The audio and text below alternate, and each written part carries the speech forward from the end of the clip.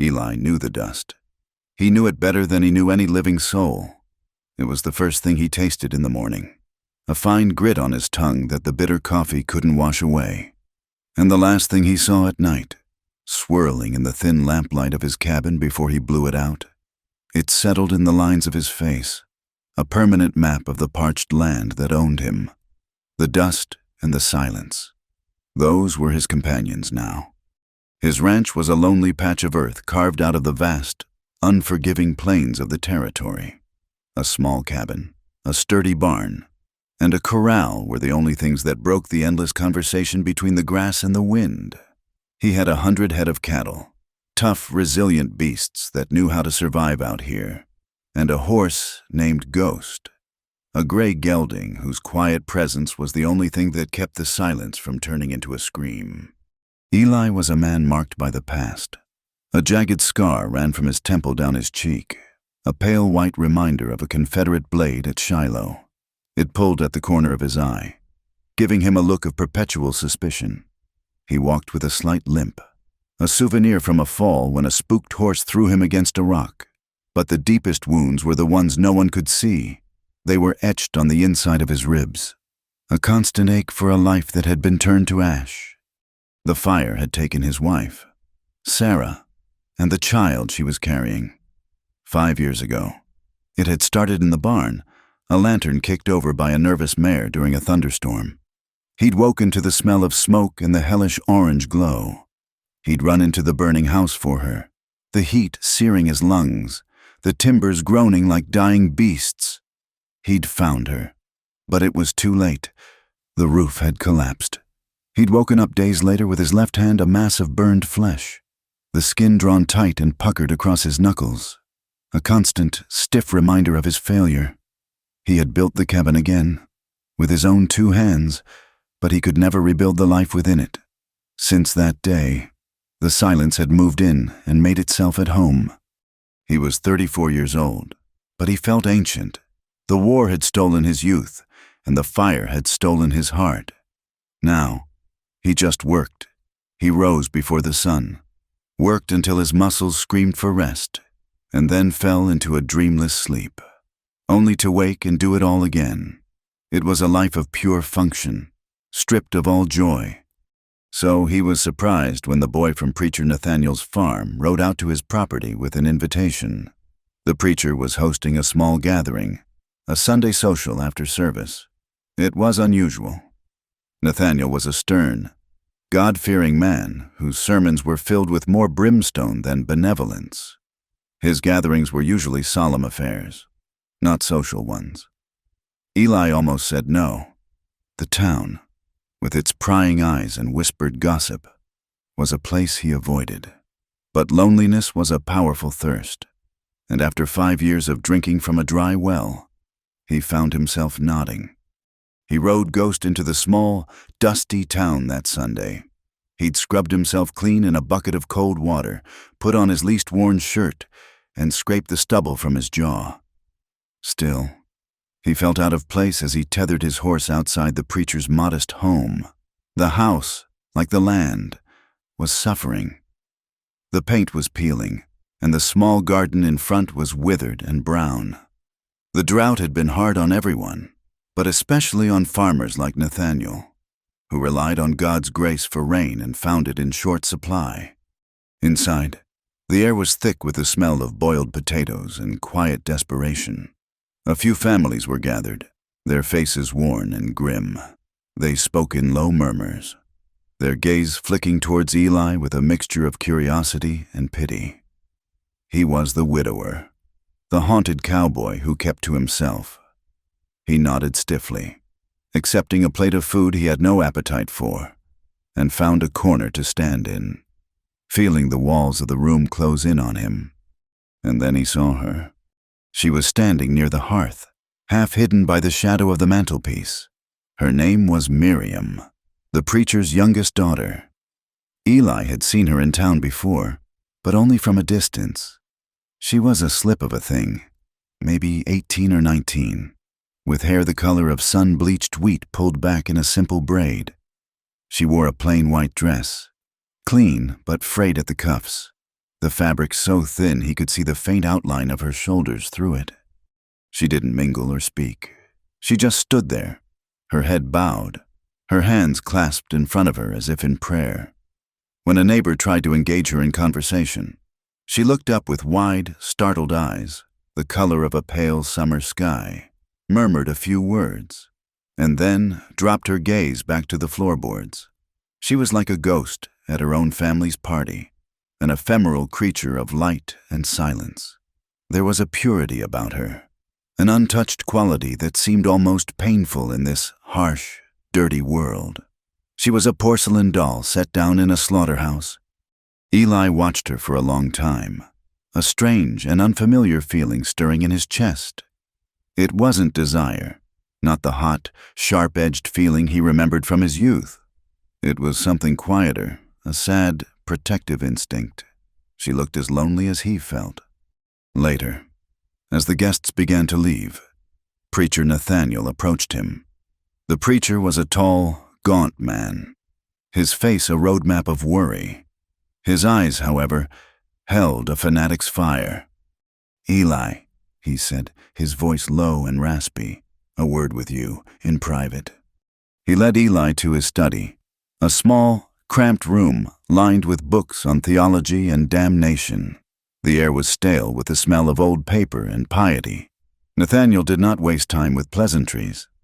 "You are a man of property, Eli, a man who knows hardship, but a man who endures.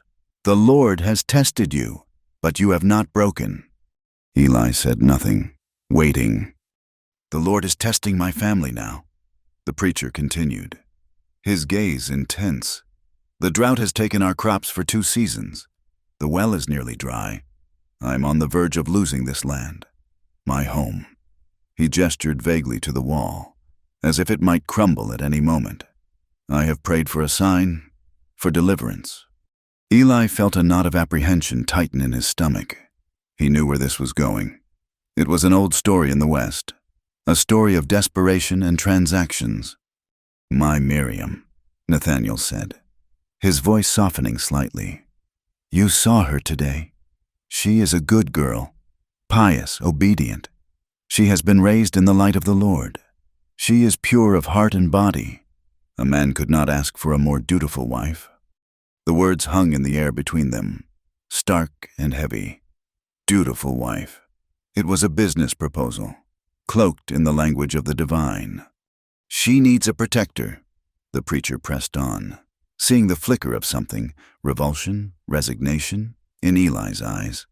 "A good, strong husband to provide for her and keep her safe. The world is a wicked place. Eli, a young woman alone. It is not a fate I wish for my daughter.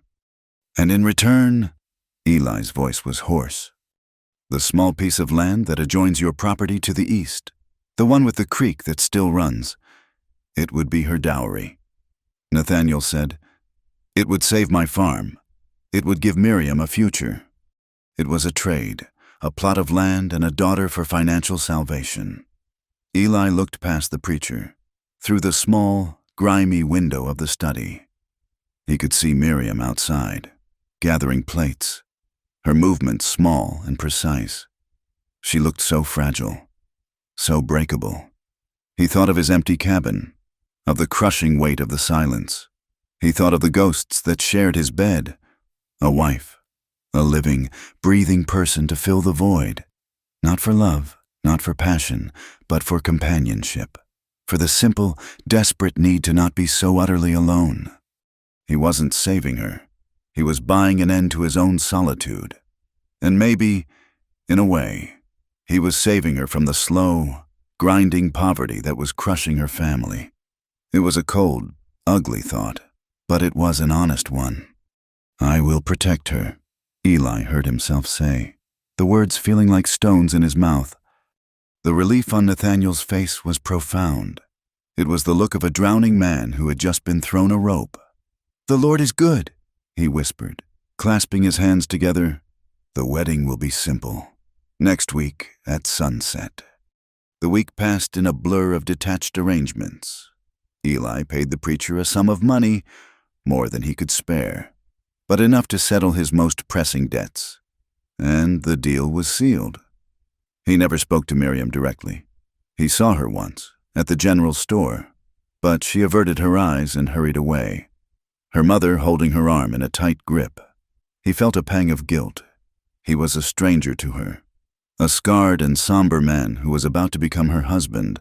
What could she possibly be thinking? Did she even have a choice? He pushed the thought away. The deal was done. The wedding was as stark as the landscape around them. It took place on a low ridge overlooking Eli's property as the sun began its slow descent.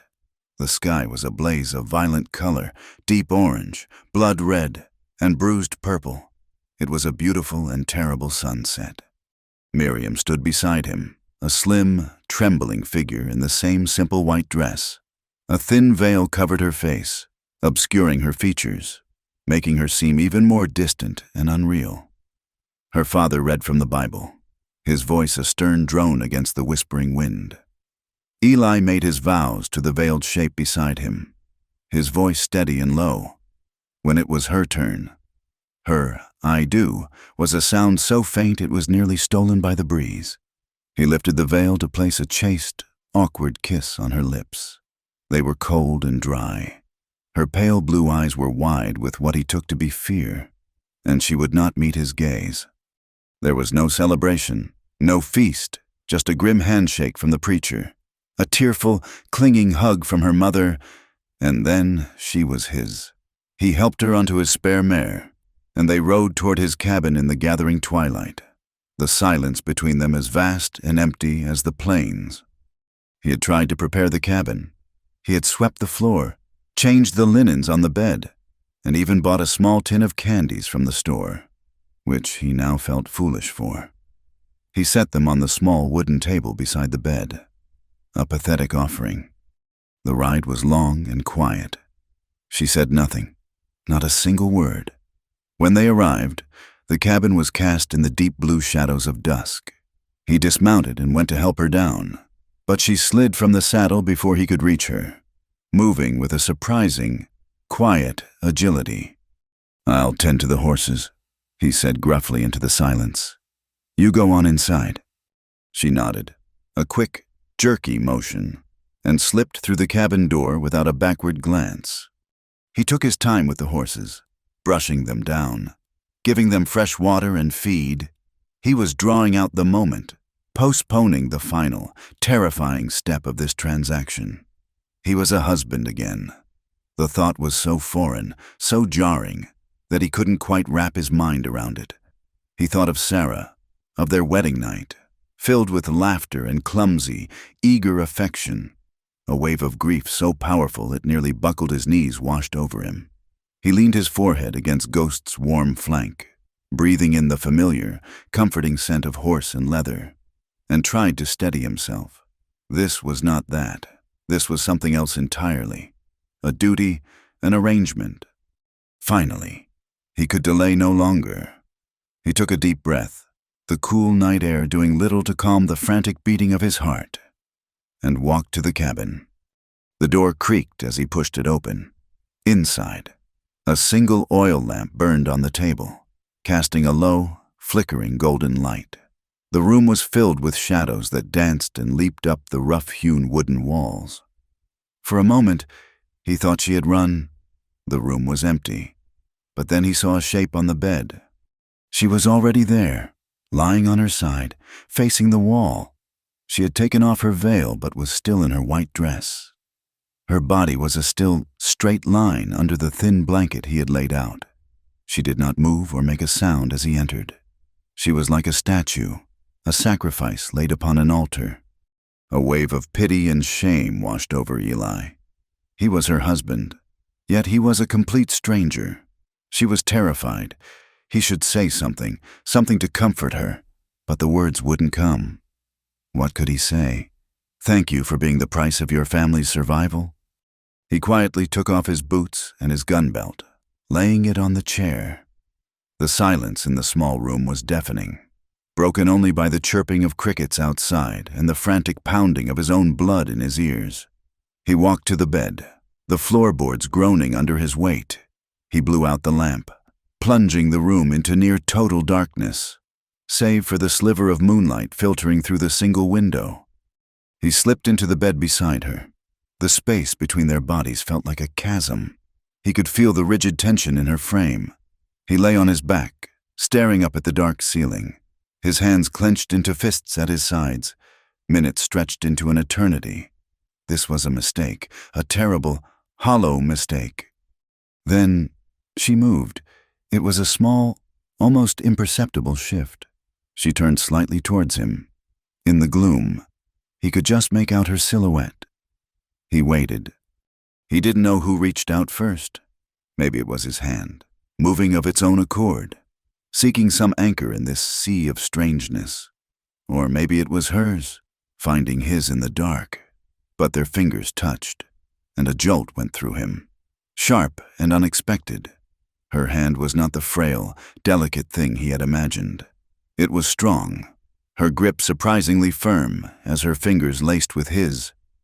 He turned toward her, and in the darkness, he found her. What followed was not the gentle, hesitant union he might have expected from the timid girl at the party. It was a collision, a desperate, almost violent coming together of two starved souls. There was no tenderness in it, no soft words whispered in the dark. It was a raw, silent conversation of the flesh. Her initial stillness gave way to a startling, fierce energy. She met his fumbling, hesitant advances with a desperate hunger that matched and even surpassed his own. He was bewildered. Her body was not the fragile, untouched vessel he had been promised. There was a knowledge in her touch, a desperate, seeking quality in her movements that spoke of a deep and aching need. She clung to him not like a frightened bride, but like a drowning woman clinging to a piece of wreckage. And he, lost in his own long years of grief and solitude, clung back just as tightly. It was a whirlwind of confusion, of shame, of long-suppressed desires breaking free with a shocking force. In the heat of it, tangled in the sheets and the darkness, he felt a flicker of doubt, a question forming in the back of his mind. This is not the girl from the church. But the thought was swept away by the overwhelming tide of sensation, by the raw, undeniable reality of the warm body pressed against his. It was a night of pure, unthinking instinct, a frantic attempt to feel something, anything, other than the cold emptiness that had defined his life for so long. He fell into a heavy, exhausted sleep as the first hints of dawn began to gray the eastern sky. When he awoke, the sun was streaming through the window, filling the small cabin with a clear, unforgiving light. The spot beside him was empty. For a moment, a disoriented panic seized him. He sat up, his head thick and heavy. The events of the night came rushing back, a confusing jumble of images and feelings. He saw her then. She was standing by the cold hearth, her back to him. She had taken off the white wedding dress. It lay in a rumpled heap on the floor. She was dressed now in a simple, dark-colored traveling skirt and a man's shirt, far too large for her, that he didn't recognize. She was brushing her hair, which was not the pale wheat of his memory, but a shade darker, like wild honey, and it fell in thick, unruly waves down her back. "Miriam," he said, his voice a dry croak. She froze. Slowly, she turned to face him, and the world tilted on its axis. The morning light fell full on her face, leaving no room for shadows or doubt. The features were the same nose, the same mouth, the same shape of the face, but they were entirely different. The eyes were not the pale, timid blue he remembered. They were a deeper shade, like a stormy sky, and they met his gaze directly, without a trace of fear or submission. There were faint lines at the corners of those eyes that spoke of experience, not innocence. A small, pale scar cut through her left eyebrow, a detail he had never seen on the preacher's demure daughter. Her chin was set with a resolve, a defiance, that he had never imagined possible in Miriam. This woman was not a fragile doll. She was forged from a harder metal. Eli stared. his mind struggling to reconcile the image of the shy girl in the white dress with the self-possessed woman who stood before him now. He looked at her stormy eyes, at the resolute set of her jaw, at the raw, vibrant life that seemed to hum just beneath her skin. He thought of the desperate, passionate creature who had met him in the dark. And Eli knew, with a certainty that froze the marrow in his bones, that the woman in his bed, the woman who had met his hunger with a fire of her own, was not Miriam. The silence in the cabin was a living thing, heavy and sharp-edged. Eli's mind, still fogged with sleep and the bewildering memories of the night, struggled to catch up with what his eyes were seeing. The woman before him wore Miriam's face, but it was a reflection in a warped piece of glass, familiar yet utterly wrong. "Who are you?" The words came out like a rasp of dry leather. The woman didn't flinch. She placed the hairbrush on the mantelpiece with a steady hand and met his gaze. Her eyes, the color of a thunderhead, held his without apology. "My name is Leah." The name meant nothing. It was just a sound. He swung his legs over the side of the bed, the rough blanket scraping against his skin. He felt exposed, a fool. The rage began as a slow, cold burn in his gut. "I don't know any Leah," he said, his voice dangerously low. "I married Miriam Thatcher yesterday." A flicker of something, was it pity, defiance, crossed her face. "Yes, you did. And Miriam Thatcher is my sister, my twin." Twin! The word hit him like a physical blow. It explained the face, but it explained nothing else. It was a trick, a vile, calculated deception. He stood up, naked and furious, not bothering to cover himself. The cold air of the cabin was nothing compared to the ice flooding his veins. "Where is she?" he demanded, taking a step toward her. "Where is my wife?" Leah held her ground, her chin lifted. She was smaller than him, but she seemed to take up all the air in the room. "She's not your wife. Not really. She was never meant to be."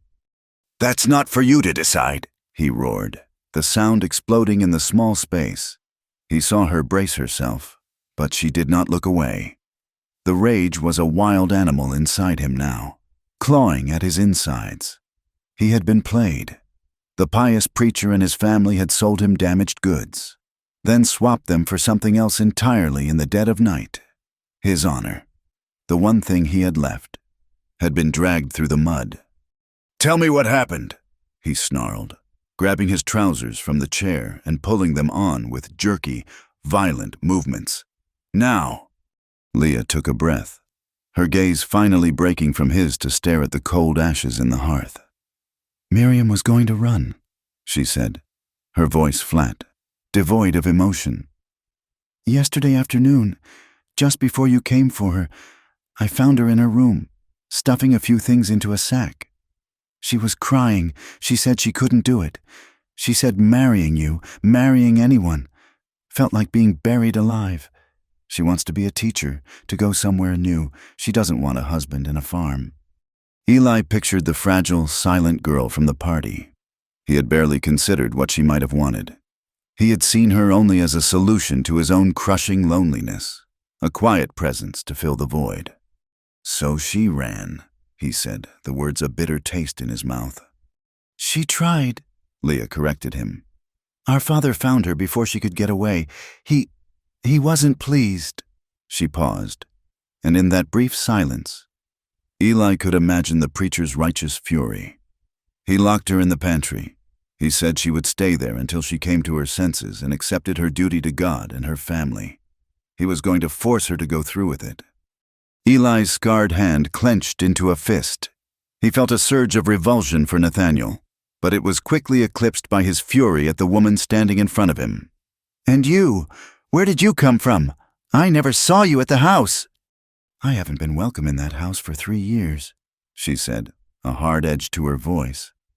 "Father cast me out, said I had no virtue left, that I was a stain on his ministry. I live in town, do laundry, mending, whatever work I can get, but I heard what was happening.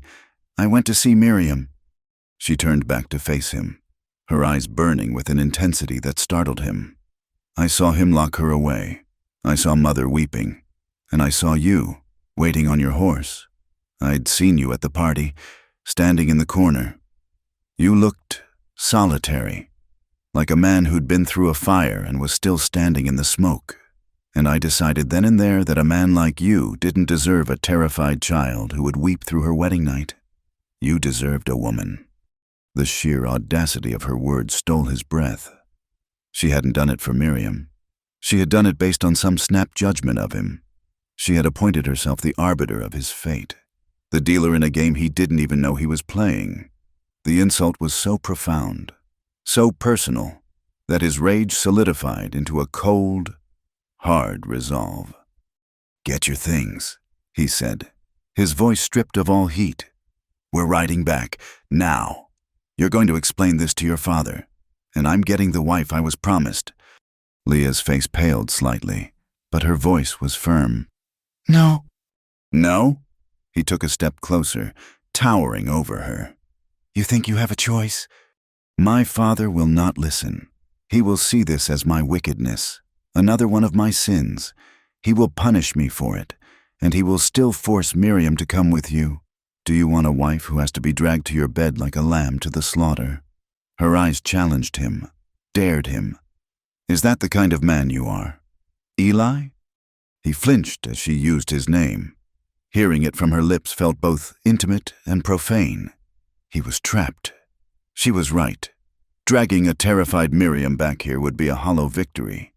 It would only replace the silence of loneliness with the silence of misery. But the alternative was standing right in front of him. This strange, defiant woman who had met his touch in the dark, not with fear, but with a desperate, startling passion. The memory of the night was a brand on his skin. He had felt more alive in those dark, confusing hours than he had in 5 years. He hated her for her deception, for the trickery, but he could not deny the pull he felt toward her. She was a storm, and the parched, dead landscape of his soul yearned for rain, even if it was a deluge that would destroy him. He was a man betrayed, yet he was a man intrigued. The conflict tore him apart. He turned away from her, running his burned hand over his face. The tight, puckered skin was a familiar anchor in his confusion. "What do you suggest I do?" he asked. The words forced from his throat. "He'll come looking for his daughter. What do I tell him?" Leah's voice was softer now, practical. "It was a mistake. One night, that's all. I never should have done it. Let me go now, before the sun is fully up. I'll walk back to town. You can ride to the preacher's house in an hour. Tell them you woke up and she was gone, that your bride ran away in the night. It's the truth. In a way, he will be furious, but he cannot blame you. You can demand your money back. You'll be free of the whole arrangement. No one ever has to know I was here." It was a clean solution. Plausible. It would restore his honor and erase this madness. He could go back to his dust, his silence, his ghosts. The thought should have been a relief. Instead, it felt like a sentence.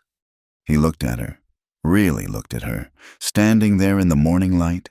She was right. She could disappear, and his life would return to what it had been, but the cabin would feel emptier than before. The silence would be louder. Before he could answer, a low moan started in the distance. It was the sound of the wind, but it was deeper, more menacing than usual. The bright morning light began to fade. The sunlight sucked from the room as if a great curtain were being drawn across the sky. Both of them looked toward the single window.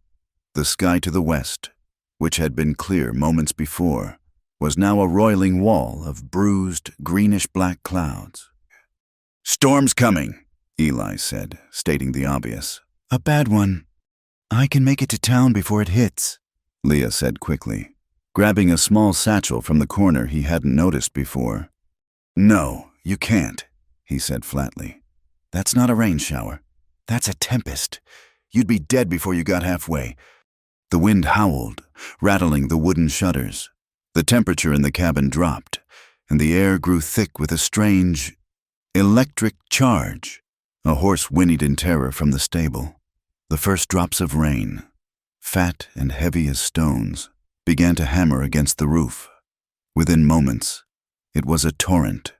The world outside the window dissolved into a gray, violent blur. Leah stood frozen by the door, her escape route cut off by a force of nature. A brilliant fork of lightning lit up the cabin, and in that stark, instantaneous flash, Eli saw the flicker of fear in her eyes. It was the first sign of vulnerability he had seen from her, and it stirred something in him. For a moment, she wasn't the defiant stranger who had tricked him. She was just a woman, trapped in a storm. The thunder that followed was a deafening crack that shook the very foundations of the cabin. It was immediately followed by a sound that was not thunder, a great, splintering, groaning crash from outside. "The stable," Eli breathed, already moving for the door. He threw it open and was immediately blasted by a wall of wind and water. The rain was coming down sideways, stinging his face like needles. He could barely see 10 feet in front of him, but he could make out the source of the sound. A massive, ancient cottonwood that stood beside the stable had been struck by the lightning. A huge limb, as thick as a man's body, had split from the trunk and crashed down directly onto the stable roof. "The horses!" Leah shouted from behind him. He didn't hesitate. He ran out into the deluge, Leah right at his heels. They fought their way through the mud and driving rain to the stable. The damage was severe. The main beam of the roof had snapped, and a third of it had collapsed inward, a tangle of broken timbers and splintered shingles. Inside, Ghost and the spare mare were screaming in terror, their eyes wide and white, kicking at the walls of their stalls. Miraculously, the collapsed section had fallen over the central walkway, missing the stalls themselves, but the exit was blocked by the fallen tree limb, and the animals were trapped in the failing structure. "We have to get them out," Eli yelled over the roar of the storm. There was no time for anger or accusations. There was only the immediate, desperate task at hand. He grabbed a pitchfork, trying to pry at the wreckage, while Leah, without being asked, ran to the horses, speaking to them in a low, calming voice, her presence seeming to soothe their panic more than his had. It took them the better part of an hour, working in the heart of the storm, to clear a path. They were both soaked to the bone, their clothes heavy with rain and mud. Eli used a small hand axe to chop through the smaller branches of the limb while Leah hauled them away. She worked with a strength that surprised him, her movements efficient and sure. She was not a stranger to hard labor. Finally, they managed to clear a narrow opening. Eli led Ghost out first, the horse trembling and skittish, and Leah followed with the mare. They guided them to the relative safety of the corral on the far side of the cabin, the fence of which was still holding. They stumbled back into the cabin, dripping and exhausted, and slammed the door against the fury of the storm. For a long moment, they just stood there, chests heaving, the sound of their ragged breaths mingling with the howl of the wind. The floor around them was pooling with water. The anger between them had been washed away by the rain, replaced by a raw, shared exhaustion. They were no longer deceiver and deceived. They were just two people who had fought a storm together and won. Leah shivered, wrapping her arms around herself. Her borrowed shirt was plastered to her skin, outlining the curves of her body. Eli looked away, a jolt of awareness, sharp and unwanted, cutting through his fatigue. The memory of her touch, of her body against his in the dark, returned with a vengeance. "There's a blanket by the hearth," he said, his voice rougher than he intended. "Get out of those wet things before you catch your death." He turned his back to her, giving her privacy, and began to build up the fire, his hands clumsy as he stacked the kindling. He was intensely aware of her every movement behind him, the soft rustle of wet fabric, the barest whisper of skin against cloth. By the time he had the fire roaring, she was sitting on the floor before it, wrapped in the thick wool blanket, her wet clothes in a heap beside her. She was staring into the flames, her profile etched in the flickering orange light, her face stripped of its defiance, looked weary and sad. The storm raged all day and into the night. They were prisoners in the small cabin. The tension slowly crept back in. Different now. It was no longer the sharp edge of anger, but the low thrum of awareness. The space seemed to have shrunk, the air thick with unspoken things. They moved around each other carefully, as if navigating a minefield, their bodies careful not to touch. The next morning, the storm had passed, leaving behind a world washed clean and broken. The sky was a brilliant, cloudless blue, but the ground was a sea of mud. The creek was swollen to a raging torrent. There was no leaving, not today, and likely not tomorrow. They stood outside, surveying the damage in the clear morning light. The stable was a wreck. The corral fence was down in one section. Debris was scattered everywhere. "It'll take days to fix this," Eli said, more to himself than to her. "Then we'd best get started," Leah replied, her voice quiet but firm. She looked at him, her stormy eyes clear and direct. "I can't pay you for my keep, but I can work. Show me what to do." And so they began. The work was brutal and relentless. They started with the fallen tree, Eli wielding a large two-man saw and Leah taking the other end. The rhythm of their work, push and pull, became a strange sort of communication. Sweat dripped from his brow, and he saw the muscles in her arms tense with effort. She did not complain. She just worked, her jaw set in concentration. They argued. He, accustomed to working alone, would give a sharp order. She, unaccustomed to taking them, would fire back with a sharp question. "Pull, damn it," he grunted, the saw snagging in the wet wood. "I am pulling," she shot back, her knuckles white where she gripped the handle. Maybe if you kept a steady rhythm, it wouldn't jam. But between the flashes of anger, there were moments of unwitting grace. He handed her a canteen of water, and their fingers brushed. The contact was electric, and they both pulled back as if burned. While clearing the debris from the stable roof, he lost his footing on a wet beam. Her hand shot out, grabbing his arm, her grip strong and steady, preventing his fall. For a second, they were frozen, his hand on the beam, hers on his arm, the space between them charged with a dangerous energy. His heart hammered against his ribs. That evening, they sat by the fire, too tired to speak. They had managed to clear the tree and brace the remaining wall of the stable. Their muscles ached, and their hands were raw. Eli watched her as she rubbed a salve from his medicine tin into a blister on her palm. He saw the grimace of pain she tried to hide. "Why?" he asked, the question breaking the long silence. "Why did you really do it?" She looked up from her hand, her gaze meeting his across the flickering flames. Her defiant mask was gone, replaced by a profound weariness.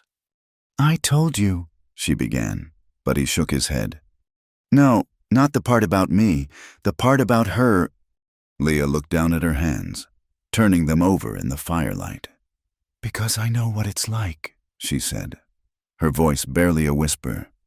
"To be trapped, to be told your life isn't your own, to be looked at like you're a piece of property, to be used and judged by men who preach about God while they break you." The last words were choked with a pain so deep and old it made Eli's own scars ache in sympathy. He didn't know her story, not yet, but he heard the truth of it in her voice. He saw it in the shadows that flickered in her eyes. He looked at this woman, this stranger who had lied to him, who had turned his life upside down. He saw the blisters on her hands, the smudge of dirt on her cheek, the exhaustion in the slump of her shoulders. And for the first time, he didn't see a trick or a deception. He saw a survivor, and he felt the undeniable, terrifying pull of a kinship he could not begin to understand. They were trapped here, not just by the storm, but by a lie that had somehow, impossibly, become more real than the truth. The days that followed the storm fell into a strange, domestic rhythm. The immediate crisis of survival had forged a temporary truce, but an unspoken tension hummed beneath the surface of every shared meal, every task completed side by side. They were two strangers bound by a lie, circling each other in the tight confines of the cabin and the vast emptiness of the prairie. Eli found himself watching her constantly. He watched the efficient way she splinted a broken fence rail, the concentration on her face as she stirred a pot of beans over the fire, the way she would sometimes pause and stare at the horizon, a look of such profound loneliness in her eyes that it made his own scars ache. One evening, after a long day spent re-shingling the damaged section of the stable roof, they sat by the fire, the silence comfortable for the first time. The physical labor had exhausted them to the bone, leaving little energy for anger or pretense. He saw her staring into the flames, her face a mask of old sorrows. "Leah," he said, his voice quiet, "what you said before, about being judged by men who break you, who were you talking about?" She went still, her hands tightening in her lap. For a long moment, he thought she wouldn't answer. When she finally spoke, her voice was a low, brittle thing, like dry leaves skittering across hard ground. "When we were 16, she began, her eyes fixed on the fire. "There was a man in our father's congregation, Deacon Miller. He was older, respected, a friend of the family. He had pious words for everyone and a hand that always seemed to find its way to a young girl's shoulder." Eli said nothing, his gut twisting into a cold knot. He knew this kind of story. "He started paying me special attention, praising my needlework, telling me I had a spirit that shone brighter than my sister's. I was a foolish girl. I thought he was kind. Then the kindness changed. He would find me when I was alone, in the barn or gathering eggs. His touch would linger too long. His words became cloying. They made my skin crawl." She paused, taking a shaky breath. "One day, he cornered me in the cellar. There was nowhere to run." She didn't go into the details of what happened in the dark and the dust, but Eli could see it all in the hard, tight line of her jaw, in the way her gaze became distant and unfocused. "He told me I had led him on, that my wild nature had tempted a godly man. He said if I ever told anyone, it would be my word against his, and everyone knew I was the difficult one. The rebellious twin." The fire crackled in the hearth, the only sound in the room. "I kept silent for a month," she continued, her voice gaining a sharp, bitter edge. "The shame was eating me alive. Finally, I couldn't bear it anymore. I told my father. I told him everything." "And he didn't believe you?" Eli said it wasn't a question. Leah let out a short, harsh laugh that held no humor. "Believe me? He was horrified. Not at the deacon, but at me. Deacon Miller was a pillar of the community, a generous donor to the church. My father called me a liar. He said I was a wanton girl, spinning wicked fantasies to ruin a good man's name. He said I had a Jezebel's spirit. My mother just wept and begged me to repent for my falsehoods. They chose him. They chose the church. They chose their good name over their own daughter." The raw, unhealed agony of that betrayal radiated from her, a palpable force in the small cabin. This was the fire that had forged her. This was the source of the hardness in her eyes, the defiance in her spirit. "So I ran," she whispered. "I packed a bag that night and just walked away. I ended up in a mining town 100 miles from here. The only work a woman on her own could get was serving drinks in a saloon. The things I saw there, the men, it only proved what my father had already decided I was, a ruined woman. After a while, I came to believe it myself." Eli felt a wave of cold fury wash over him. Fury at the deacon, at the preacher, at a world that could so easily break a thing of spirit and then blame it for being broken. He looked at Leah, and for the first time, he saw past the lie and the complications. He saw the 16-year-old girl, betrayed and alone in the dark. Without thinking, he reached across the space between them and covered her hand with his. His burned hand was stiff and scarred, but his touch was gentle. She flinched at the contact, then slowly, hesitantly, relaxed. Turning her hand over to lace her fingers with his, It was not a gesture of passion, but of comfort, a quiet acknowledgement of a shared pain. In that moment, he felt an empathy so profound it bordered on love.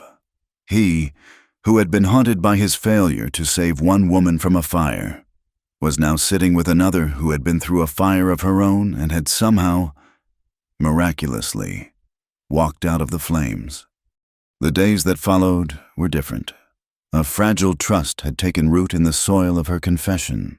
They worked together with a new synchronicity, their arguments replaced by a quiet understanding. He found himself learning the landscape of her moods, the quick flash of her humor, the deep well of her sorrow. He was drawn to her resilience, to the untamed spirit that had refused to be extinguished. The desire he felt for her was still there, a low, constant heat, but it was now intertwined with a fierce, protective tenderness that frightened him with its intensity. He was falling for the wrong woman, the woman who wasn't his wife, and he no longer had the strength to fight it. Their precarious peace was shattered on a bright, clear afternoon, a week after the storm. Eli was reinforcing the corral when he saw a lone figure on the horizon, walking, not riding, walking with a slow, determined gait. As the figure drew closer, a sense of dread washed over him. He recognized the slight frame, the pale wheat-colored hair. It was Miriam. Leah saw her at the same moment from the cabin doorway. She froze, a dishcloth dropping from her hand. The color drained from her face, leaving it a stark, guilty white. Miriam stumbled the last few yards to the cabin, her dress torn at the hem and stained with dust. Her face was scratched. Her hair had come loose from its braid, and her eyes were wide with a desperate, wild light he had never seen in them before. This was not the timid, shrinking girl from the party. This was a fugitive. She stopped in front of Eli, her chest heaving, ignoring Leah completely. "Eli," she said, her voice thin but resolute. "I am your wife. I have come back." Eli was struck dumb. The words he was supposed to say, the role he was supposed to play, evaporated from his mind. He was no longer just a man dealing with a lie. He was a man standing between two sisters, two worlds, two futures. "Father kept me locked away," Miriam continued, the words tumbling out in a rush. "But I climbed out the pantry window last night. I was wrong to be afraid." "Marriage to you. It is my duty, but it is also my escape. Please, I have come to take my place, by your side." She finally turned her head and looked at Leah, who was standing as still as a statue by the door. "Leah," Miriam said, her voice breaking, "what are you doing here?" The question hung in the air, thick with a lifetime of sisterhood, of rivalry, of a shared past that Eli could never comprehend. "I should go," Leah said, her voice a choked whisper. She looked at Eli, her eyes pleading with him to let her go, to release her from this impossible situation. But Eli couldn't move, couldn't speak. Miriam was his wife. He had made a promise to her father, a vow before God. She had come to him, seeking the protection he had pledged to give. But looking at Leah, at the raw pain on her face, the thought of letting her walk away felt like a physical amputation. That night was a special kind of hell. Eli gave Miriam the bed, his and Leah's bed, an act that felt like a profound betrayal. He laid a blanket for himself by the cold hearth, unable to bear the thought of fire. And Leah, without a word, took another blanket and went to the barn, exiling herself to the hay and the darkness. The cabin, once a shelter, had become a cage, each of them trapped in their own silent misery. The next day passed in a fog of strained, excruciating politeness. Miriam tried to play the part of the wife, attempting to cook a meal, her hands clumsy and unsure. Leah remained outside, busying herself with mending tack, her presence a silent accusation. Eli was caught between them, his heart a battleground. Miriam was his duty, his lawful wife, the embodiment of the quiet life he thought he had been seeking. Leah was his desire, his confidant, the wild, untamed thing that had made him feel alive again. To choose one was to utterly destroy the other. By dusk, Leah had made the choice for him. Eli was checking on a newborn calf when he saw her walking away from the cabin, her small satchel slung over her shoulder. She didn't look back. A primal panic, cold and sharp, seized him. The sky was darkening, the clouds gathering for another storm. The thought of her out there alone, swallowed by the prairie and the coming night, was more than he could bear. He ran back to the cabin. Miriam met him at the door, her eyes full of a sad understanding. "She's gone. Eli, she said it was for the best." He looked past Miriam, into the quiet, orderly cabin that now felt like a tomb. He looked at the woman who was his wife, who was good and kind and who he felt nothing for but a heavy sense of obligation. Then he looked back out at the vast, darkening plains where Leah was disappearing. And he ran. He didn't stop to think. He didn't weigh his duty against his desire. He just ran to the barn, threw a saddle on Ghost, and galloped after her, his heart pounding a frantic rhythm against his ribs. The wind picked up, whipping his hair into his eyes, and the first drops of cold rain began to fall. He found her a mile from the cabin, a small, solitary figure trudging against the rising wind. He reined Ghost in and leaped from the saddle, landing in the damp soil in front of her. "Leah!" he shouted over the wind. She stopped, her face pale in the gloom. Rain plastered her hair to her cheeks. "Go back, Eli," she said, her voice tight. "Go back to your wife." "You can't just leave," he said, grabbing her arm. "Not like this. Where will you go?" "It doesn't matter. I don't belong there. You made a promise to her." "I made a mistake," he yelled, the truth of it torn from him by the storm. "It was all a mistake." A clap of thunder exploded overhead, and the sky opened up. Rain fell in a solid, blinding sheet. They were soaked in an instant. "Let go of me, Eli," she said, trying to pull away, but he held fast. "No," he said, his voice raw with a desperation that shocked him. "I won't." The anger and frustration and longing that had been simmering between them for days finally boiled over. He pulled her to him, his mouth finding hers in a kiss that was not gentle or tender, but hungry and possessive, a desperate claiming in the heart of the storm. It was a kiss of rage and relief, of love and despair. She fought him for a moment, her fists beating against his chest, and then, with a sob, she surrendered, her arms wrapping around his neck, pulling him closer. All the barriers between them, the lies, the duty, the sister waiting in the cabin, were washed away by the rain. There was only this, the raw, undeniable truth of their bodies and souls clinging to each other as the world raged around them. He lowered her to the wet prairie grass, the lightning flashing above them like a celestial witness. And in the wild heart of the storm, they came together with a fierce, elemental passion that was as untamable as the land itself. Later, as the storm rumbled its way east, they lay shivering in each other's arms, the sudden silence of the prairie ringing in their ears. The rain had stopped, and the stars were beginning to appear between the broken clouds. He covered her with his wet coat, trying to shield her from the cold. She lay against his chest, her breathing slow and even. She traced the line of his scar with a trembling finger.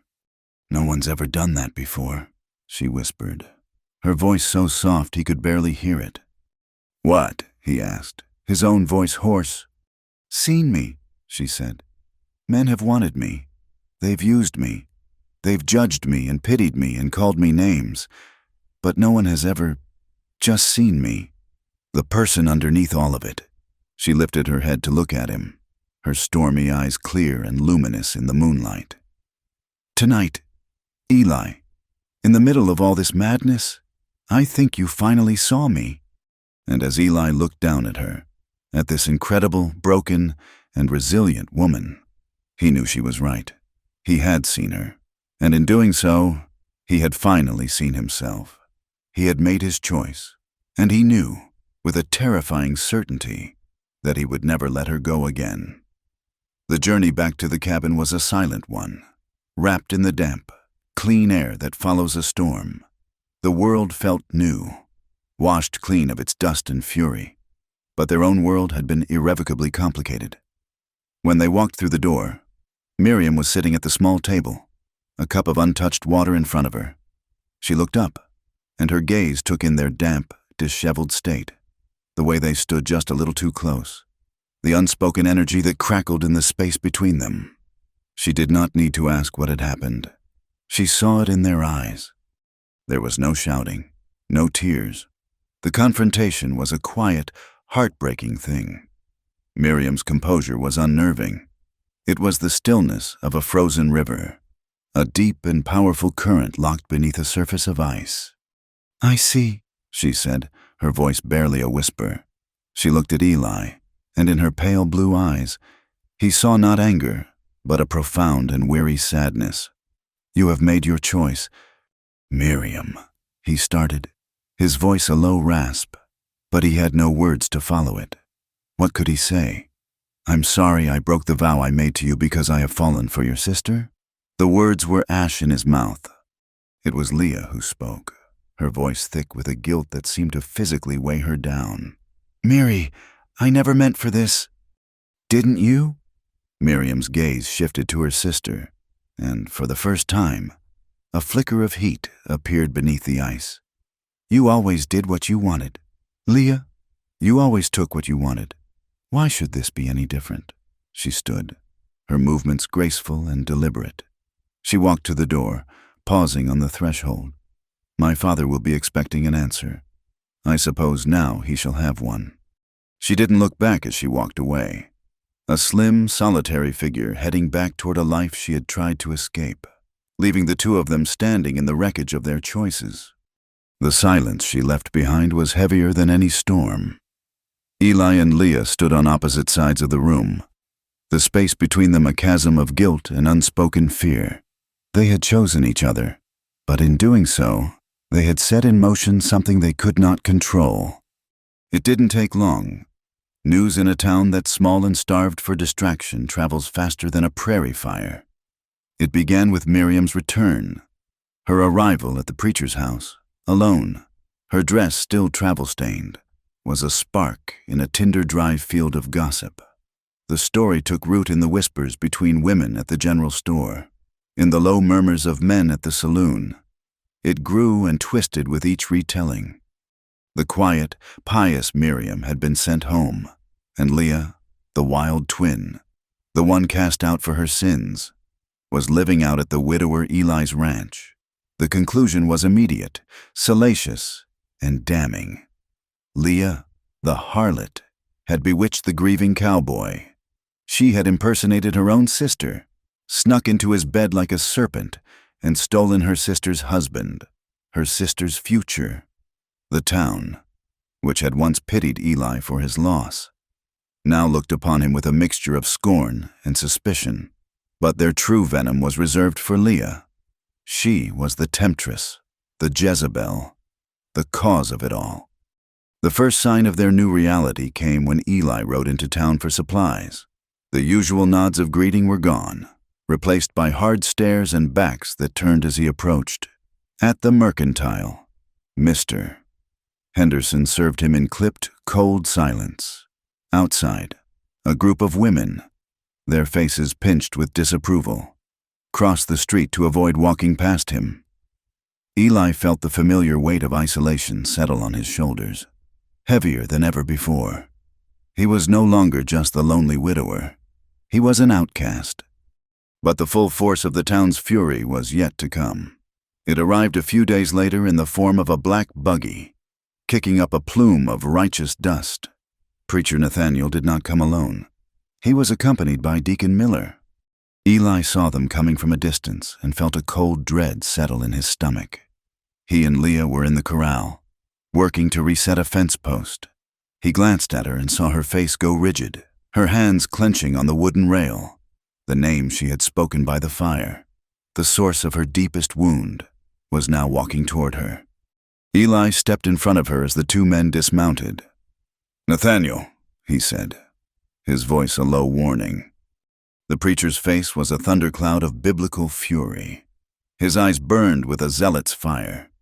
He ignored Eli and fixed his gaze on his daughter, who was half hidden behind Eli's frame. "Leah," he thundered, his voice echoing across the yard. "You will leave this place of sin. You will leave this man and come home to beg for God's forgiveness for the abomination you have committed." Deacon Miller stood slightly behind him, a smug, pious look on his face. He was a fleshy man, his eyes small and calculating. He looked at Leah with a proprietary disgust that made Eli's blood run cold. "She's not going anywhere," Eli said, his voice flat and hard. "She is under my protection." Nathaniel's head snapped back to Eli, his eyes wide with disbelief. "Protection? You dare speak of protection when you have cast aside your lawfully wedded wife for this fallen woman? You made a vow before God, a sacred covenant with my Miriam." "A covenant you forced on her," Eli shot back. "A business deal to save your farm. Don't you dare cloak your desperation in Scripture." "Preacher." The preacher recoiled as if struck. "You have been bewitched by this daughter of Babylon. She has always been a vessel of corruption. She comes from a tainted well." He gestured toward Deacon Miller. "This good man can attest to her wanton nature, even as a girl." At the mention of the deacon, a tremor ran through Leah. Eli felt her hand grip the back of his shirt. He took another step forward, putting himself fully between the men and Leah. He looked directly at Deacon Miller, his gaze so full of cold, murderous intent that the deacon took an involuntary step back. "Get off my land," Eli said, his voice a low growl. "Both of you." "This is not over," Nathaniel snarled, his face contorted with rage. "I will not allow my family's name to be dragged through the mud by a harlot and her keeper. I will see you both brought before the town, before the law, and before God himself. You will answer for this sin." He turned and climbed back into his buggy, the deacon scurrying after him. They rode off, leaving a cloud of dust and hatred hanging in the air. Leah was trembling, her face ashen. "He won't stop, Eli," she whispered. "He'll do what he said. He'll ruin us."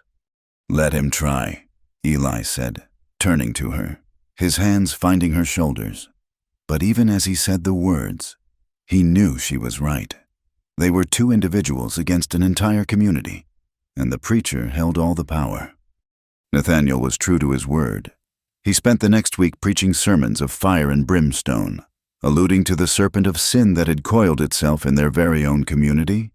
He spoke of broken vows and the sanctity of marriage, of the wickedness of the flesh. He didn't need to use names. Everyone knew who he was talking about. The town's animosity solidified into a formal threat. The town sheriff, a portly, indecisive man named Abernathy, rode out to the ranch. He shifted uncomfortably in his saddle, unable to meet Eli's eye. "Eli," he began, clearing his throat. "There's been a formal complaint, lodged by Preacher Thatcher." He pulled a piece of paper from his pocket. "He's accusing Leah of impersonating her sister for carnal purposes and you of harboring her and breaking a legal marriage contract." He looked up, his expression miserable. "He's demanding a town council hearing to decide if charges should be brought before a circuit judge." It was happening. The threat was no longer just whispers and stares. It had the weight of the law behind it. "When?" Eli asked, his voice like stone. "Tomorrow. At the church," Abernathy mumbled. And then, as if eager to be done with the whole sordid affair, he turned his horse and rode away without another word. That night, the cabin felt like a tomb. Leah sat by the window, staring out into the darkness. "You should take me back, Eli," she said, her voice hollow. "Give them what they want. Tell them I tricked you. Tell them I forced myself on you. They'll believe it. You can still save yourself. You can still have a life here." He crossed the room and knelt in front of her, taking her cold hands in his. "Leah, look at me." He waited until her stormy eyes met his. I am not saving myself without you. We are in this together. Do you understand? She searched his face, looking for any sign of doubt, of regret. Seeing none, she gave a single, shaky nod, and a tear she had been holding back finally traced a path through the dust on her cheek. The next day, they rode into town together. It felt like riding to their own execution. The entire town seemed to be gathered at the church. As they dismounted, a wall of silence met them. Faces turned to stare, cold, hostile, and curious. They walked up the steps and into the church, a sea of faces parting before them as if they were lepers. The church was arranged not for a service, but for a trial. The town council, the sheriff, the blacksmith, and Mr. Henderson from the mercantile sat at a table at the front. Preacher Nathaniel stood beside them, his Bible held in his hand like a weapon. Deacon Miller sat in the front pew, a smug look of vindication on his face. Eli and Leah stood alone in the center aisle, the focus of every eye in the room. He could feel the heat of their judgment, the weight of their condemnation. He felt Leah tremble beside him and reached for her hand, his grip firm and steady. The preacher began, his voice ringing with righteous authority. He told the story, his version of it. He painted a picture of his innocent, pious daughter, Miriam, betrothed to a good man. And then he spoke of Leah, the prodigal daughter, the serpent who had crept into the garden. He spoke of her history of wantonness, of her casting off her family for a life of sin. He claimed she had come to Eli's ranch with the express purpose of seducing him, of impersonating her sister to satisfy her own corrupt desires and destroy a holy union. This is not just a family matter, he concluded, his voice rising. This is a rot that threatens the moral fabric of our entire community. It is a mockery of the sacred institution of marriage. I ask this council to bind them over for trial, to see that justice is done and this sin is purged from our midst. A murmur of agreement rippled through the pews. Sheriff Abernathy cleared his throat, looking at Eli. Eli, do you have anything to say in your defense? All eyes turned to him. This was the moment. His entire future, Leah's future, rested on what he said next. He took a breath, the air in the church thick and suffocating. There was a deception, Eli said, his voice clear and steady, carrying to every corner of the room. That much is true, but the preacher has the source of it wrong. He looked directly at Nathaniel, his gaze unwavering. I was promised a wife. Yes, but that promise was made to a girl who did not want to be a wife. She was being sold to me to settle her father's debts. A gasp went through the crowd. Nathaniel's face turned purple with rage. Lies! Slander! Is it? Eli challenged. He then turned his gaze to the rest of the congregation. You all know the hardship of these past few years. You know the preacher has struggled like the rest of us. He made a deal. I accepted it. That was my mistake. I agreed to take a wife who was being forced into my bed. That is the sin I am guilty of. He squeezed Leah's hand. When I discovered the truth, that Miriam did not want this, and that Leah had taken her place, I was angry. I felt betrayed. But then a storm trapped us. We were forced to work together, to survive together. And in that time, I got to know her. He looked at Leah, his expression softening. I saw a woman of strength, of courage, a woman who had been wronged by people who should have protected her, and who still found it in herself to protect her sister from a fate she didn't want. He turned back to the council. The preacher is right about one thing. A choice was made. But it wasn't Leah who made it. It was me. He let go of her hand and took a step forward. Alone. I am the one who went after her when she tried to leave. I am the one who asked her to stay. I am the one who chose her. If a vow was broken, I am the one who broke it. My marriage to Miriam was never consummated. It was never real. My life is with Leah. If you want to charge someone with a crime, then charge me. A stunned silence fell over the church. They had expected a denial, an accusation, a shifting of blame. They had not expected this, a full, on a showman confession and acceptance of responsibility. Before anyone could speak, a voice, clear and surprisingly strong, cut through the silence. He is telling the truth. Every head turned. Miriam was standing up from a back pew, where she had been sitting unnoticed. She walked slowly down the aisle, her head held high. She stopped beside Eli, facing the council, her family, her community. "I never wanted to marry Eli," she said, her voice trembling but firm. "I never wanted to marry anyone. My father, he believed he was doing what was best for me, for our family. But my heart's desire was not for a husband. It was for a life of my own. I want to be a teacher. I want to see new places, to learn things." She looked at her sister, her eyes filled not with anger, but with a deep, sorrowful love. "Leah did what she did to save me. It was wrong, perhaps, in the eyes of the law, but it was an act of love. She tried to give me the freedom she never had." Finally, she looked at the stunned faces of the congregation. "There is no crime here of passion or seduction.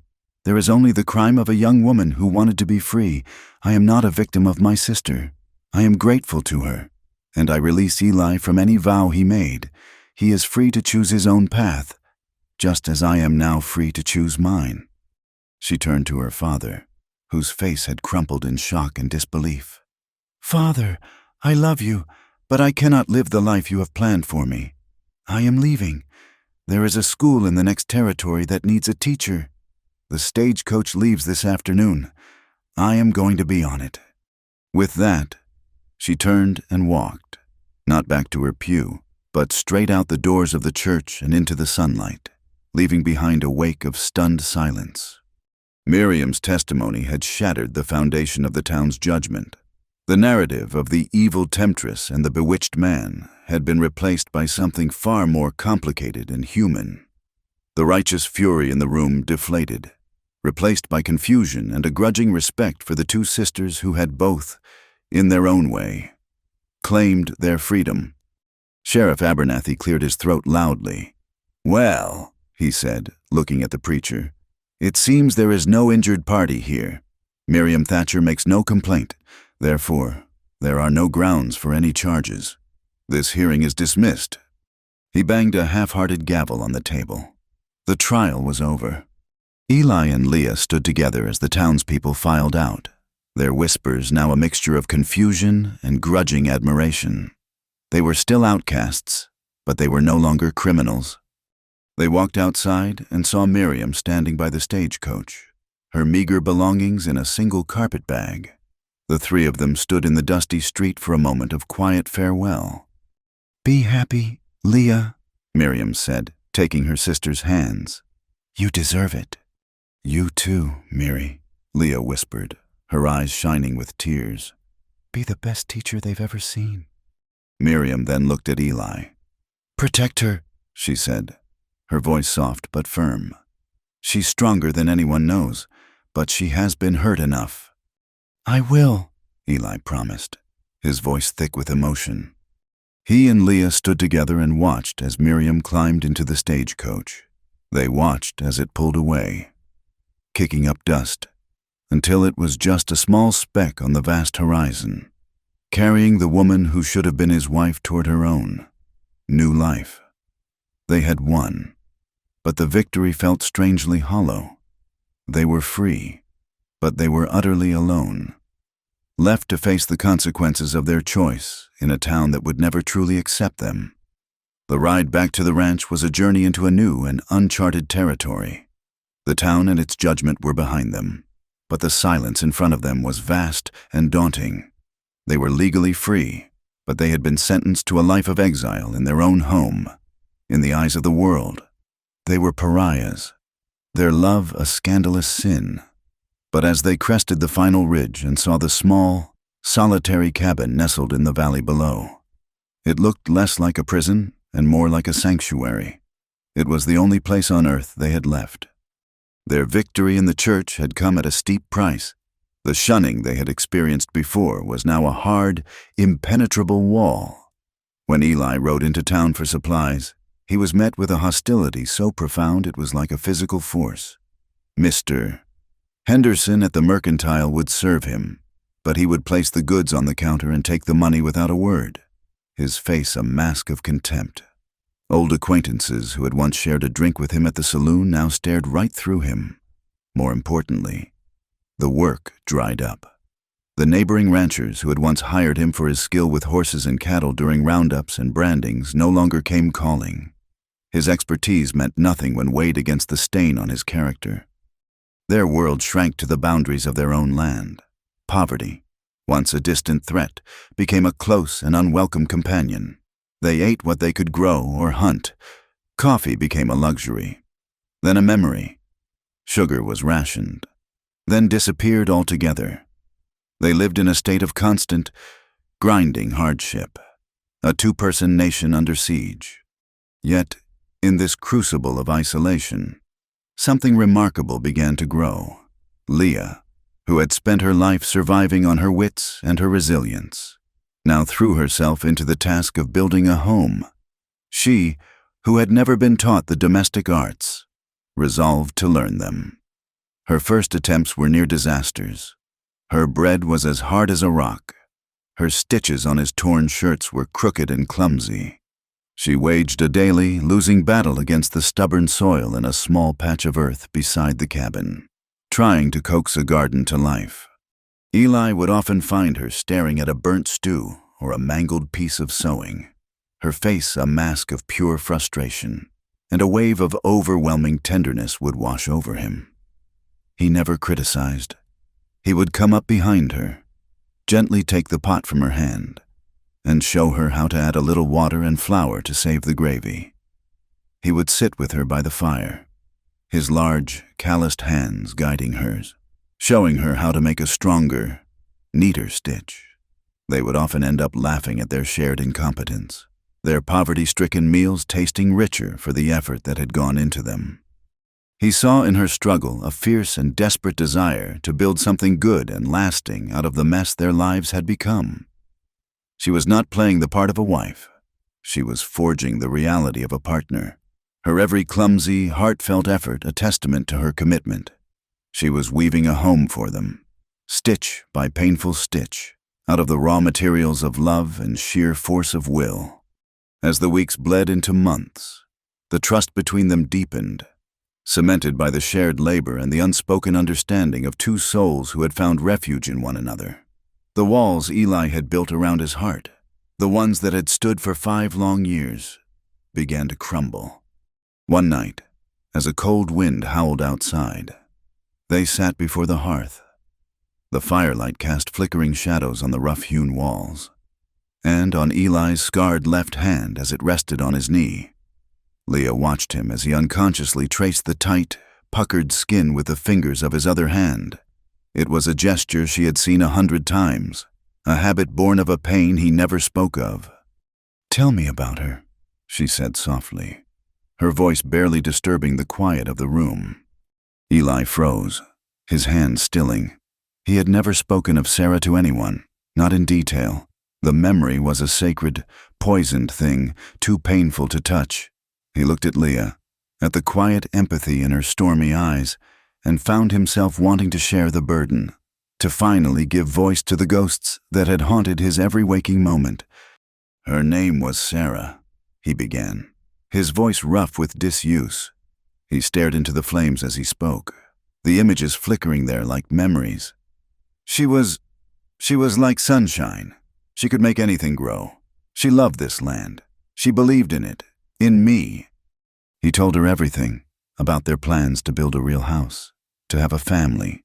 He spoke of the night of the storm, the kicked-over lantern, the smell of smoke.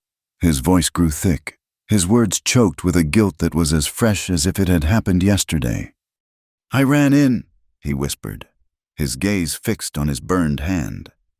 The heat, it was like breathing fire. "I found her. She'd been overcome by the smoke. I was carrying her out. I was so close to the door." He stopped, his throat working. "A timber fell. It knocked me down, pinned my arm. By the time I got free, the roof was coming down. I woke up 3 days later. She was gone. Our baby was gone. He finally looked at Leah, his eyes filled with a raw, desolate agony. I should have saved her. I was her husband. It was my job to protect her, and I failed. This hand— He held it up, the firelight glinting on the scarred flesh. This is my reminder of my failure. Leah listened without speaking, her heart aching for the man before her, for the unbearable weight he had carried alone for so long. When he was finished, a heavy silence filled the room. She didn't offer him empty words of comfort. She simply moved closer, took his scarred hand in both of hers, and brought it to her lips, pressing a soft, gentle kiss to the puckered knuckles. That fire wasn't your fault, Eli, she said, her voice fierce with conviction. It was a storm. It was a frightened horse. It was a tragedy. It wasn't a failure. She looked deep into his eyes, her own shining with unshed tears. You cannot carry the blame for things that are beyond your control. Guilt is a poison. It will eat you alive if you let it. I know. In her words, he heard the echo of her own story. She, who had been blamed for the sins of another man, was now offering him the absolution he had never believed he deserved. He looked at his hand, cradled so gently in hers, and for the first time, he didn't just see a mark of failure. He saw a scar that was a part of his story, a part of the man he was, a man that this incredible, wounded woman had chosen to love.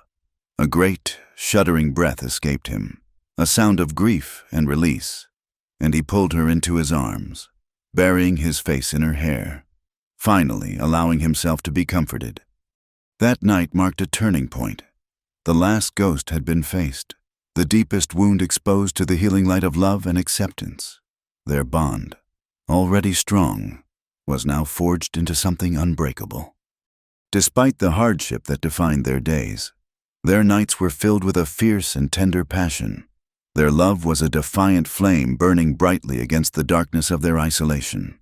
They made love in the hayloft of the stable they had rebuilt together, the scent of sweet grass and worn leather all around them, the stars a brilliant canopy visible through the gaps in the roof. They would lie tangled in the rough wool blankets on the cabin floor, the oil lamp casting their shadows, large and dancing, on the walls as they rediscovered each other's bodies, sometimes in the dead of night. The mournful howl of a wolf pack would drift across the plains, a lonely, wild sound. But inside the cabin, curled in each other's arms, they were not lonely. They were the center of their own universe, a world of two against the wilderness and the judgment of men. It was on a cool morning in late autumn that a new chapter of their story began. Leah had been quiet for a week, a strange mixture of weariness and a new, fragile light in her eyes. She found Eli by the corral, sharpening an axe.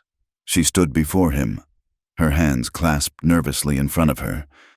Eli, she said, her voice barely a whisper. There's something, I think— She took a deep breath. I'm with child. The axe fell from his hand, thudding softly into the dirt. He stared at her, his mind struggling to comprehend the words. A child, a baby, a life forged from their love, from all the struggle and pain and passion. A wave of pure, unadulterated joy, so powerful it nearly brought him to his knees, surged through him.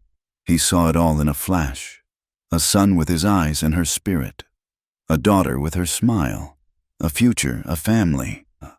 He stepped forward and swept her up in his arms, lifting her off the ground and spinning her around, a great, booming laugh erupting from his chest.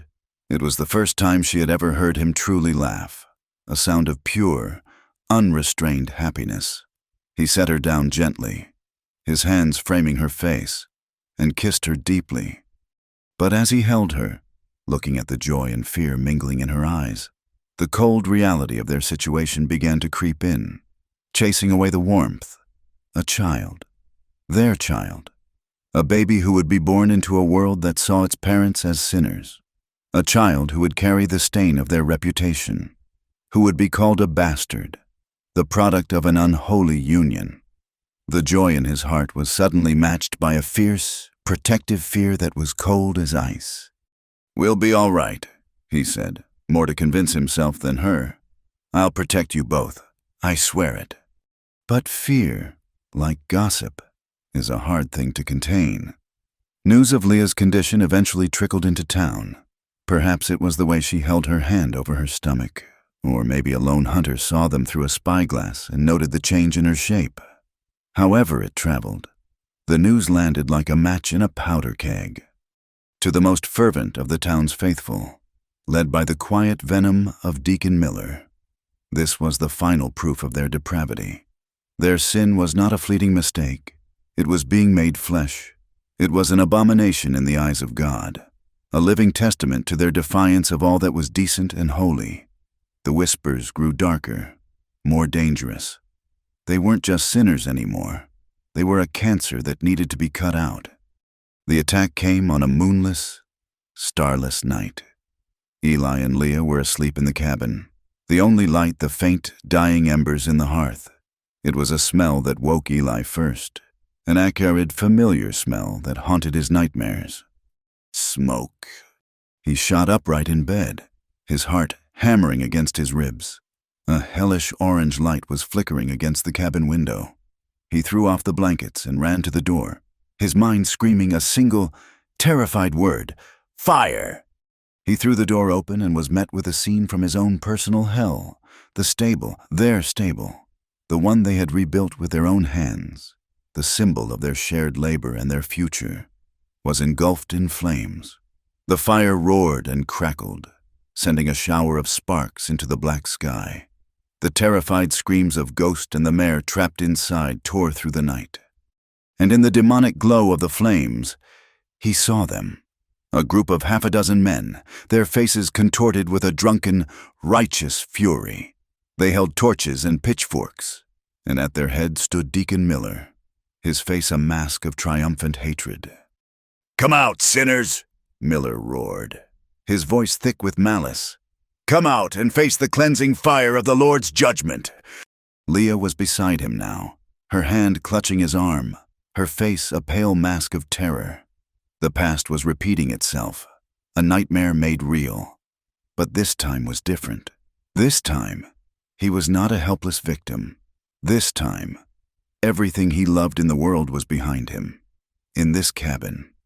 He shoved Leah back from the doorway. "Stay inside," he commanded, his voice a low, deadly growl he didn't recognize as his own. He turned and grabbed the rifle from its pegs over the mantelpiece, his movements swift and sure. He checked the load, his hands steady despite the frantic pounding of his heart. He was no longer just a grieving widower.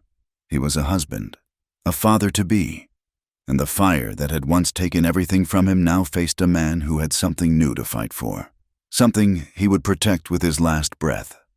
He stepped back onto the porch, the rifle held firmly at his side, the heat of the burning barn on his face, and prepared to face the flames of hell once more. The rifle felt like a cold, heavy extension of his own will. The heat from the burning stable washed over Eli in waves, a sickening echo of a past he could never outrun. But this was different.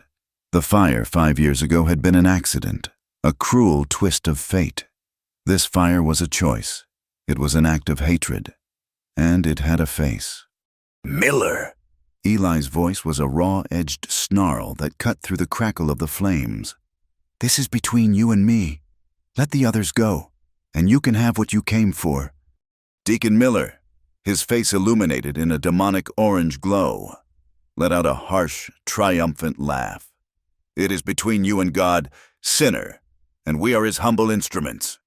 He motioned with his torch. "Burn it all! Purge the sin from this land!" The men, their courage bolstered by whiskey and righteousness, surged forward. Eli didn't hesitate. He raised the rifle and fired. Not at a man, but into the dirt a foot in front of the deacon's boots. The shot exploded in the night, the spray of earth making Miller stumble back with a yelp. "The next one won't miss," Eli said, his voice deadly calm. The mob paused, their drunken fury momentarily checked by the cold reality of the rifle. But there were 6 of them. One man, even with a rifle, couldn't hold them all off. 2 of them broke from the group, circling around the side of the cabin, trying to flank him. From inside, a gut-wrenching cry of pain made Eli's blood run cold. "Eli!" It was Leah, her voice tight with agony. That single desperate cry was the only distraction they needed. While his head was turned, one of the men lunged, swinging a heavy piece of firewood like a club. Eli saw the movement at the last second and twisted, but the blow caught him on the side of the head. The world exploded in a flash of white-hot pain. He staggered, the rifle slipping from his grasp. They were on him in an instant, a pack of wolves on a wounded stag. Fists and boots rained down on him. He fought back with a desperate, primal fury. His hands, his teeth, anything he could use. He felt a rib crack, tasted the coppery tang of his own blood. Through the haze of pain, his only thought was of Leah, alone in the cabin. He was losing. He could feel his strength failing, the darkness closing in at the edges of his vision. Just as he thought it was over, another sound cut through the chaos, the sharp, unmistakable crack of a pistol shot, followed by another. The men scrambling over him froze. They looked up to see a figure standing on the cabin porch, silhouetted against the lamplight from the open door. Leah stood there, her face a pale, determined mask. In her hands, she held Eli's Colt revolver, holding it with a two-handed grip that was surprisingly steady.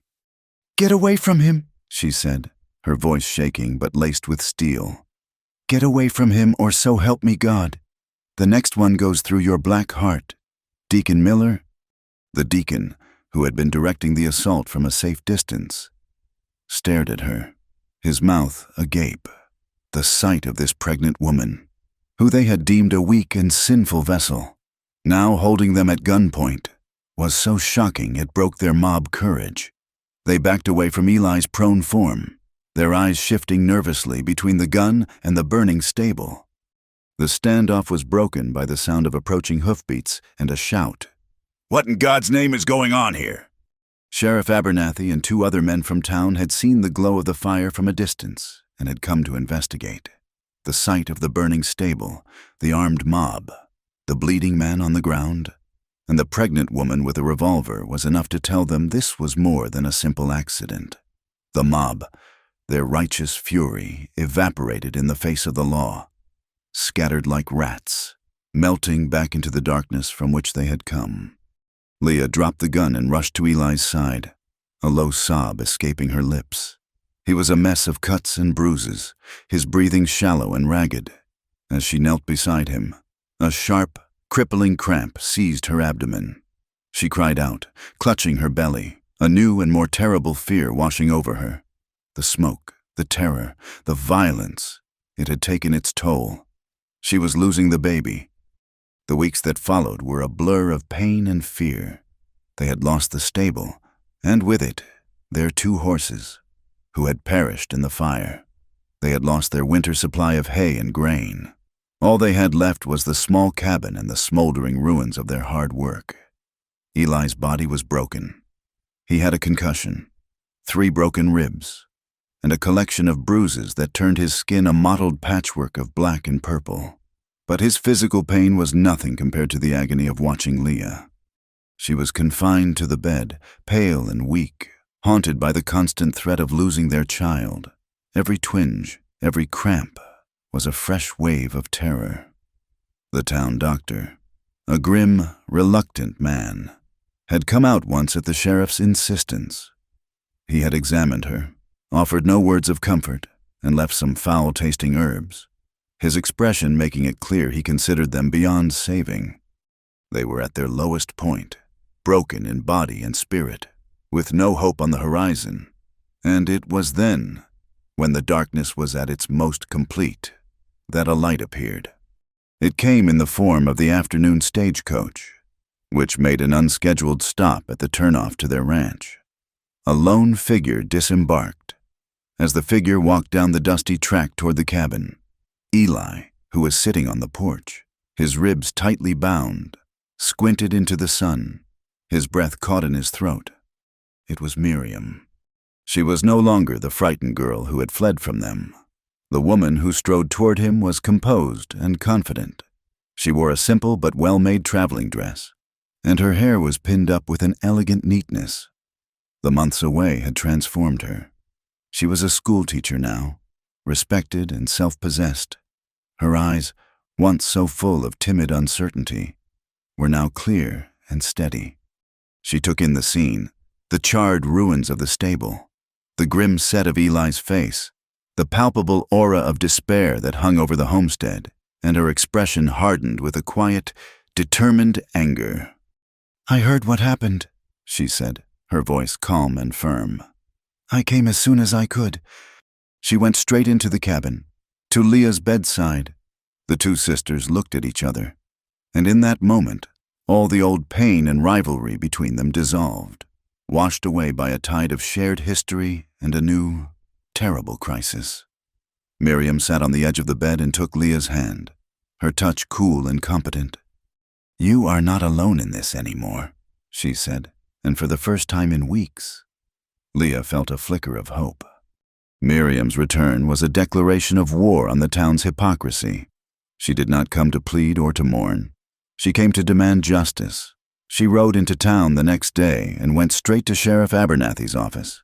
She formally pressed charges against Deacon Miller and the other men for arson, assault, and attempted murder. The town was thrown into an uproar. The preacher and his followers were outraged that Miriam, their symbol of wronged innocence, had now sided with the sinners. But Miriam was no longer a pawn in their moral games. She was an educated woman with a respected position in another community. Her voice carried a new weight, a new authority. The circuit judge was due in town in a month, and the case was set. The trial of Deacon Miller was a spectacle. The church was packed once again, but the atmosphere was different. The self-righteous certainty was gone, replaced by a tense, uncertain curiosity. Deacon Miller and his men sat in the front pew, looking not like instruments of God, but like sullen, cornered thugs. Eli, his ribs still aching, sat with Leah in the back. Leah was still pale, but with Miriam at her side. She had found a new strength. The baby was still holding on, a tiny, fragile life that had become a symbol of their will to survive. The prosecution laid out the facts: the fire, Eli's injuries, the testimony of the sheriff. But it was Miriam's testimony that was the turning point. She took the stand, a calm, resolute figure in the face of the town's hostile stares. She did not speak of the fire. She spoke of the past. "Deacon Miller," she began, her clear voice ringing through the silent church, "has positioned himself as a guardian of this town's morality. He has judged my sister and found her wanting. I am here to tell you about the man who sits in judgment." She told them everything. She told them of how the deacon had preyed on her 16-year-old sister, of his unwanted advances, his manipulative words. She told them how Leah had gone to their father for help, only to be disbelieved, to be called a liar and a wanton girl. "My sister did not run away from a life of piety," Miriam said, her voice trembling with a controlled fury. "She was driven away. She was driven away by the hypocrisy of a man who uses the Bible to justify his own darkness, and by a community that was all too willing to sacrifice a young girl to protect the reputation of one of its own." She looked directly at the jury, then at the faces in the congregation. "The fire that destroyed my sister's home was not a new fire. It was the same fire of hatred and judgment that was lit years ago. The men who followed Deacon Miller that night did not act out of a sense of justice. They acted out of a desire to silence a woman who was a living reminder of their own collective sin. They were not purging a sinner. They were trying to bury their own guilt in the ashes. Her testimony was devastating. It stripped away the veneer of religious righteousness and exposed the ugly, personal vendetta that lay beneath. The circuit judge, a stern, pragmatic man from outside the territory, delivered the verdict. Deacon Miller was found guilty of arson and assault and sentenced to 10 years of hard labor. The other men received lesser sentences. The judge, in his closing remarks, addressed the matter that had started it all. He declared that as no legal marriage contract between Eli and Miriam had ever been officially filed with the territory, and as the union was never consummated, no marriage had ever legally existed. Therefore, the relationship between Eli and Leah was, in the eyes of the law, entirely their own business. It was a total vindication. The law, at least, had seen the truth. Life did not magically become easy. They were still poor, still outcasts. But the fear was gone, replaced by a quiet determination. With Miriam's help, they began to heal. Leah went into labor on a cold night in early spring, as a gentle rain washed the last of the winter from the plains. It was a long and difficult birth, her body weakened by the ordeal she had been through. But with Miriam's steady hands and Eli's whispered words of love and encouragement, she found the strength. Just as the dawn broke, painting the eastern sky in hues of soft pink and gray, their son was born. He was small, but he was healthy, and his first cry was a sound of fierce, defiant life. They named him Samuel, which meant heard by God. With the arrival of their son, a new energy took hold of Eli.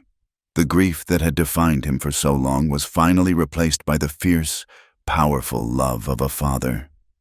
He began to rebuild. He cleared the charred rubble of the old stable, his hands and his heart working in tandem. He was no longer just rebuilding a structure. He was laying the foundation for a future. He worked from sunup to sundown, his muscles aching, but his spirit soaring. He was not forgetting the past, but he was no longer a prisoner of it. He was building a new home, not on the ashes of his grief, but on the solid ground of his new love. One evening, as the sun began to set, casting long, golden shadows across the prairie, Leah stood by the newly built corral fence, the new stable, smaller but sturdier than the one before, stood proudly behind her. The air was cool and smelled of damp earth and new beginnings. She watched as Eli walked toward her from the cabin, their son cradled gently in his arms. He stopped in front of her, his scarred face softened by a look of profound peace and contentment. He looked down at the sleeping baby in his arms, then at her, his eyes full of a love so deep it took her breath away. The setting sun bathed them in a warm, golden light.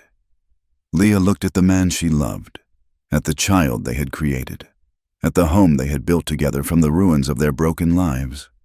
She thought of all the pain, the lies, the judgment, the fire, and the fear, and she knew, with a certainty that settled deep in her soul, that despite all the fire and all the tears, this love had won. Thank you for listening to our story here at the Wild West Campfire.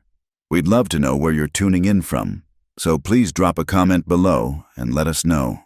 Be sure to subscribe to the channel for more tales from the frontier, and feel free to share your thoughts on Eli and Leah's journey. Until next time, keep the campfire burning.